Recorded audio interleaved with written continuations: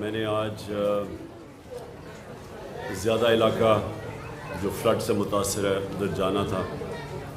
میں نے راجن پور اور ڈی جی خان کا آج پلان بنایا ہوا تھا، لیکن بدقسمتی سے وہاں موسم ٹھیک نہیں تھا تو ہمارا ہیلی کاپٹر ادھر جا نہیں سکا. تو میں نے پھر یہ جو باقی علاقے ہیں، کیونکہ بہت بڑا پاکستان کا علاقہ اس وقت متاثر ہوا ہے فلڈ سے، جو سارا علاقہ دریائے سندھ کے رائٹ ہینڈ پہ ہے، یعنی سجے ہاتھ پہ جو سندھ کا جو سارا علاقہ، جو یہ پہاڑی سلیمان رینج جتنی بھی پہاڑی علاقے ہیں، ان سے جو تیز ان کے اوپر جو بارشیں ہوئی اور جو بڑی تیز سپیڈ پہ چشمے اور یہ نالے آ رہے ہیں، انہوں نے سب سے زیادہ نقصان پہنچایا.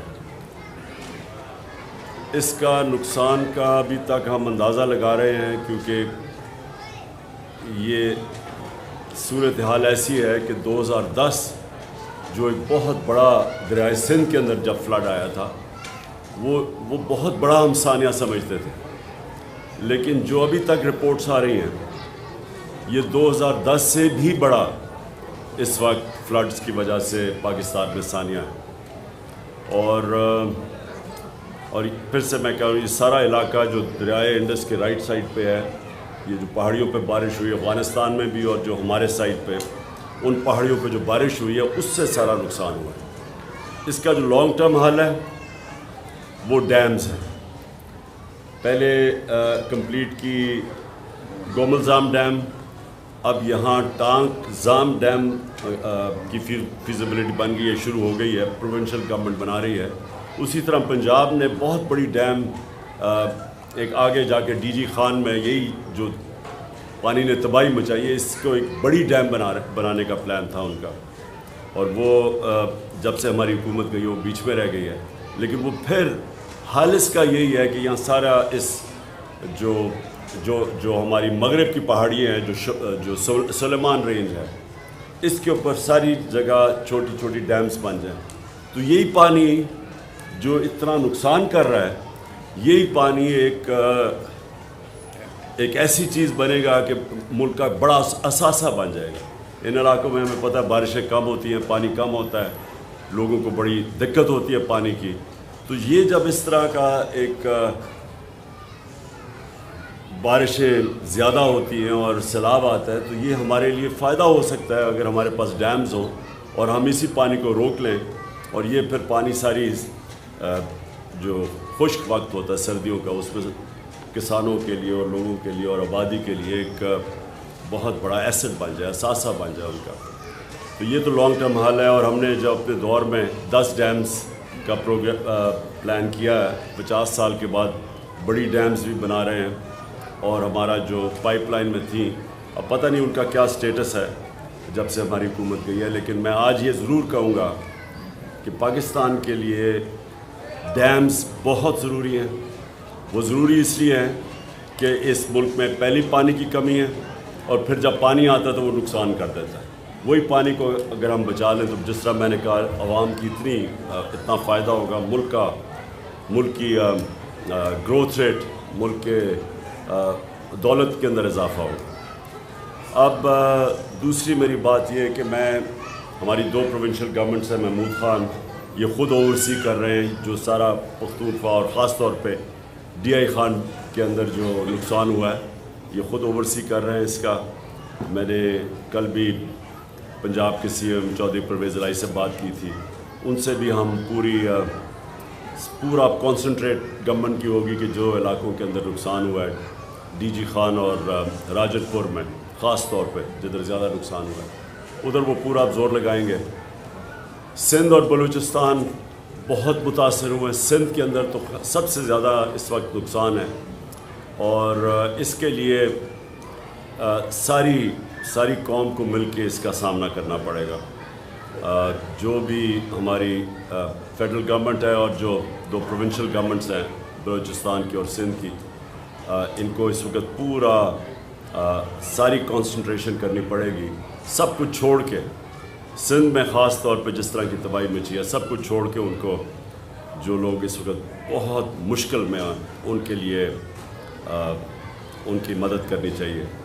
میرے پہ بڑا پریشر پڑا ہوا ہے کہ میں چندہ اکٹھا کروں اس کے لیے فلڈز کے لیے.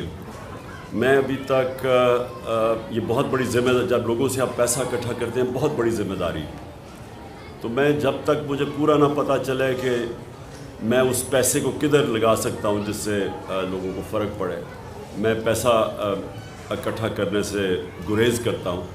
کیونکہ میں ویسے اور اپنی شوکت خانم اور تیسرے ہاسپٹل کے لیے بھی پیسہ اکٹھا کر رہا ہوں، اور اس کے لیے بھی نمل یونیورسٹی کے لیے، اور دوسرا القادر یونیورسٹی، اس کے لیے بھی سب خیراتی ادارے ہیں، یعنی ساروں کے لیے، عام لوگوں کے لیے، مستحق لوگوں کے لیے مفت تعلیم بھی، اور شوکت خانہ میں مفت علاج بھی ہے. تو اس لیے جب میں کوئی نئی پروجیکٹ لیتا ہوں کہ اگر اس کے لیے ہمیں پیسہ اکٹھا کرنا ہے، تو میں یہ پہلے سوچتا ہوں کہ کیا میں وہ پیسے کو پہلے تو دیانتداری سے خرچ بھی کر سکتا ہوں کون سے پروجیکٹ کے لیے.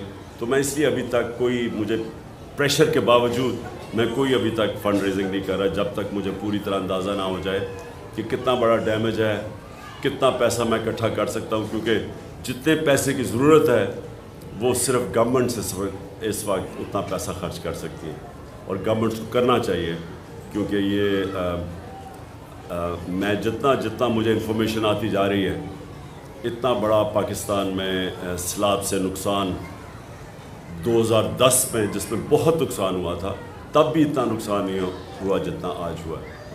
تو میں جائزے لے رہا ہوں، میں آج بھی اور بھی جگہ پہ ٹور کر رہا ہوں اور چیک کر رہا ہوں کہ ہم مل کے بحیثیت قوم، ہم مل کے کیسے ہم اب وہ لوگ جو بڑی مشکل میں ہیں، ہم ان کی کیسے مدد کر سکیں. ملک کی بہتری صرف ایک چیز میں ہے کہ یہاں ایک مضبوط اور ایک سٹیبل گورنمنٹ آئے تاکہ اس ملک میں سیاسی طور پہ استحکام ہو.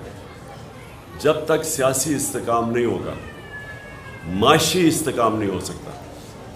اور ہماری معیشت اس وقت اتنی مشکل حالات میں ہے، جب سے سازش کے تحت ہماری حکومت کو ہٹایا گیا اور یہ امپورٹڈ حکومت آئی ہے، تو ہر چیز مہنگائی آسمانوں پہ چلی گئی ہے. جو عام آدمی کے کھانے پینے اور استعمال کرنے کی چیزیں، جس کو کنزیومر پرائس انڈیکس کہتے ہیں، اس کے نے سارے ریکارڈ توڑ دیے ہیں. اس وقت مہنگائی کی 42% پہ پہنچ گئی ہے. جب ہم تھے تو 16% پہ تھی. تو جو عام آدمی کی زندگی ہے وہ مشکل ہوتی جا رہی ہے، اور جو معیشت ہے وہ نیچے جا رہی ہے. سو اس کا صرف ایک ہی حل ہے، صاف اور شفاف الیکشن. تو یہ ساتھ ساتھ میں آپ کو واضح کر دوں کہ ہم نے میں اپنی پوری کوشش کروں گا، اپنی ساری دونوں گورنمنٹس کو بھی موبلائز کروں گا. اور میں جو عمران ٹائیگرز ہیں، جو ہمارے جو اس وقت رضاکار ہیں ہمارے، جن کی ضرورت پڑے گی ان سیلاب زدہ علاقوں میں ان کو بھی اب پورا موبلائز کر رہا ہوں. میں بلکہ نئی جوائننگ شروع کر رہا ہوں عمران ٹائیگرز کی، تاکہ ہمارے پاس فورس ہو جو جا کے ان علاقوں میں کام کرے. تو میں اس سیلاب کے لیے بھی اب پورا کام کروں گا، اور ساتھ ساتھ میری جو حقیقی آزادی کی تحریک ہے اس ملک کو آزاد کرنے کی، اس کی بھی پوری کوشش اس میں بھی کروں گا. دیکھیے، گرفتاری تو مجرموں کی ہوتی ہے، اور ایک مجرم مفرور ہو کے باہر بیٹھا ہوا ہے، اور دوسرے 60% کیبنٹ اس وقت بیل کے اوپر ہے کرپشن کے کیسز پہ. تو اگر مجھے مجرم بنا دیا ہے کہ ایک ہمارے ورکر اس کے اوپر تشدد کرے، کسٹوڈیل ٹارچر کرے، اس کو جنسی تشدد کرے، اور میں کہوں کہ جو لوگ ذمہ دار ہیں ان کے اوپر میں قانونی کارروائی کروں گا، اس کے اوپر اگر مجھے دہشت گرد بنا دیتے ہیں، تو کیا پاکستان کی عوام اس کو قبول کرے گی؟